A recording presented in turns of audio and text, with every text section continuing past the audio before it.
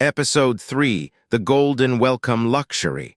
Applause and invisible eyes. The first weeks at Blackridge and Vale LLP felt like stepping into another world. For the 5 new recruits, Adrian Cole, Sophia Marin, Lucas Bauer, Naomi Brooks, and Matteo Rossi, life had transformed so quickly that reality sometimes felt like a dream, or perhaps a performance. But as an old proverb whispers, not every open door leads to freedom. Some lead deeper into the house.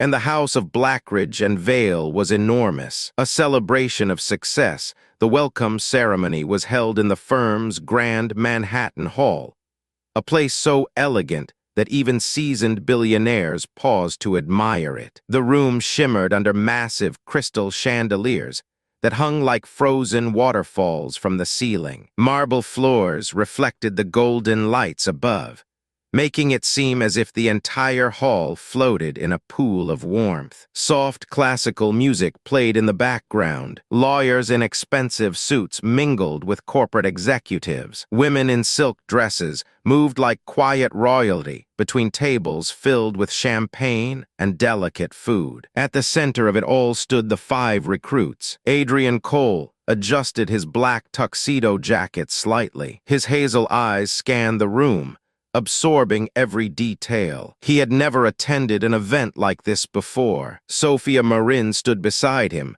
calm and confident. Her deep espresso skin glowed under the warm lighting, her violet-gray eyes steady and observant. Naomi Brooks laughed with a group of associates across the room, her bright amber eyes full of energy and curiosity. Lucas Bauer stood quietly near the balcony doors, pale blue eyes studying the architecture of the room the same way he studied financial patterns. Matteo Rossi leaned casually against a marble pillar, olive-toned skin catching the light, deep brown eyes watching people with thoughtful interest. They were the future of the firm. At least that was what the world believed. The music softened as Victor Blackridge stepped onto the stage. His silver hair caught the light like polished steel, and his deep mahogany skin gave him a presence that commanded attention without force. He did not raise his voice. He never needed to. "Tonight," Victor said calmly, "we celebrate excellence."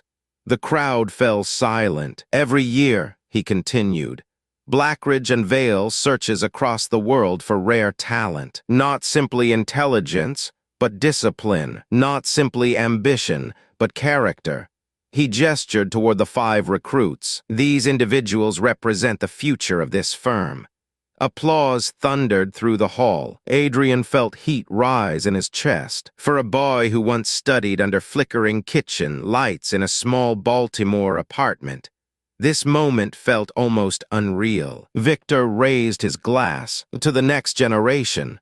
Everyone drank, and the cameras flashed. The applause after the speech. Photographers surrounded the recruits. "Look here, smile. One more shot." Adrian stood between Sophia and Naomi as the flashlights burst again and again. A journalist asked him, "How does it feel to be one of the youngest forensic accounting talents recruited by Blackridge and Vale?" Adrian smiled carefully. "It feels like the beginning of something important." Isabella Cortez watched from a distance. Her amber eyes studied Adrian's face the way a scientist studies an experiment. She turned slightly toward Malcolm Hayes. "He's adjusting quickly," she said softly. Malcolm's polite smile remained unchanged. "They all do." The gifts at the end of the evening, each recruit received a sleek black box embossed with the firm's silver logo. Inside each box was a Rolex watch. Adrian lifted the watch gently. It was worth more than his mother's car. Naomi laughed softly. "This is unreal," she said. Matteo nodded. "In Italy," he said, "we say success should be worn like a suit, not like a crown."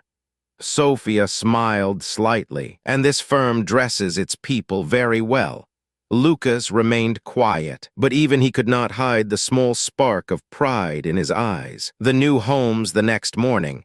Company drivers escorted each recruit to their new apartments. Adrian's penthouse overlooked Manhattan's skyline. Glass walls stretched from floor to ceiling. The kitchen counters were smooth marble. The living room held furniture that looked like modern art. The refrigerator was already stocked. On the counter lay another welcome envelope. Inside was a handwritten note. "Welcome home, Adrian." Victor Blackridge Adrian stood silently in the living room. The city moved beneath him like a glowing ocean. For the first time in his life, he felt truly successful. Yet somewhere deep inside, a quiet voice whispered, "This is too perfect." He pushed the thought away. The cars in the underground garage.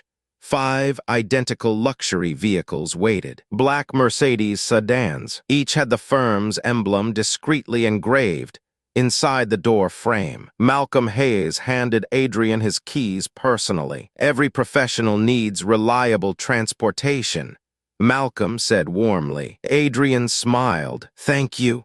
Malcolm's dark brown eyes studied him briefly before he turned away. Behind the warm smile, Malcolm always measured. The hidden installation 2 nights later.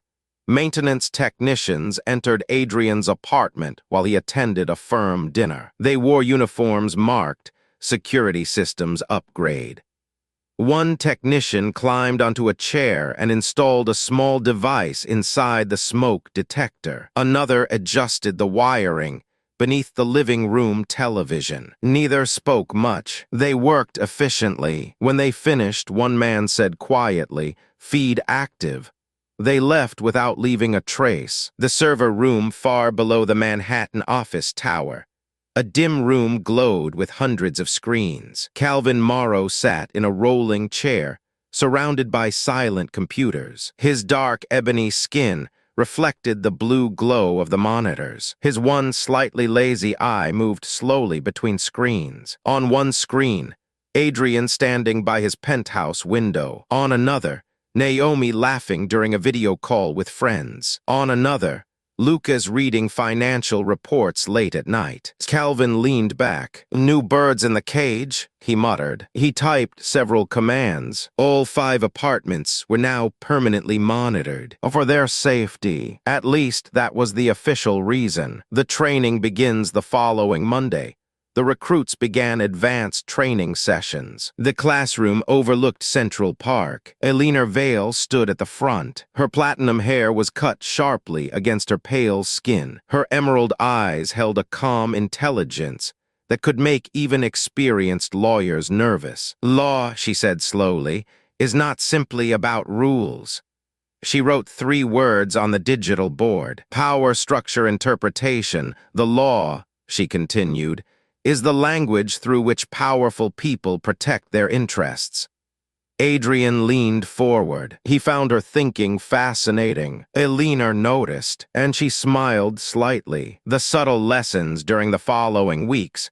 The recruits were introduced to real cases, but something about the cases felt unusual. They were not defending individuals. They were defending massive corporations, oil companies facing environmental penalties, technology firms accused of financial manipulation, pharmaceutical giants battling regulatory investigations. The legal strategies were brilliant, complex, almost artistic, but occasionally Adrian noticed numbers that seemed flexible. He asked Gustav once, "These liabilities could trigger an audit," Adrian said. Gustav adjusted his glasses slightly. "Not if the liabilities move before the audit arrives."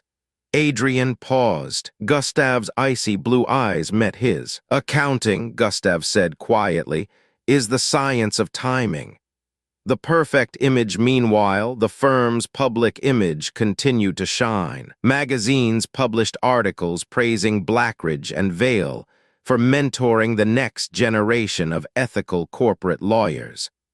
The photos showed the 5 recruits smiling beside the partners. The headlines read, "The future of global LAW." Adrian's mother framed the article in her living room. She showed it proudly to every neighbor. "My son works with the best lawyers in the world."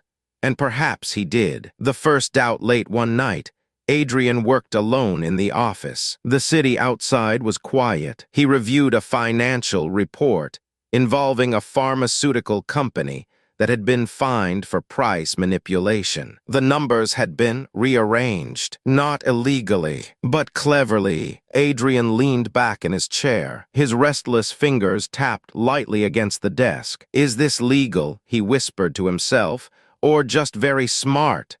Behind him, the office camera recorded everything. A conversation the next morning. Isabella approached Adrian near the coffee station. Her amber eyes studied him. "You work late," she said gently. "I like understanding things completely." Adrian replied. Isabella nodded. "Curiosity is good." She paused. "But loyalty is better." Her smile was soft, yet something about the sentence lingered long after she walked away. The Golden Cage weeks passed. The recruits grew comfortable. Luxury dinners, high-level meetings, private networking events. Their bank accounts grew. Their reputations grew. Their dependence grew. And slowly, very slowly, the firm began introducing them to more complicated financial adjustments.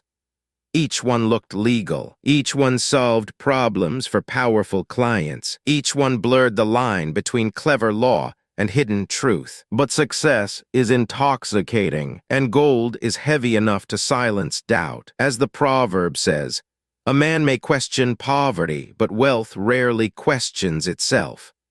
The final scene: one evening, the five partners gathered again in the private boardroom. Victor Blackridge reviewed a digital report. "A performance metrics," he said calmly. "Adrian Cole," Gustav added, "shows exceptional analytical ability." Elena nodded. "He questions details, but accepts explanations." Isabella folded her hands, "Which means he can still be shaped." Malcolm smiled politely. "They all can." Victor closed the tablet. "Good," he said. Outside the windows, the Manhattan skyline glittered like a field of diamonds. Inside the boardroom, the Golden Cage tightened its lock, and the recruits, brilliant, ambitious, hopeful, did not yet realize that every step they took inside the firm was being watched. Lessons and teachings: 1. Success can arrive dressed as a blessing, but hide unseen conditions. 2. Wealth and comfort can quietly weaken the courage to question. 3. Not every mentor wants your freedom.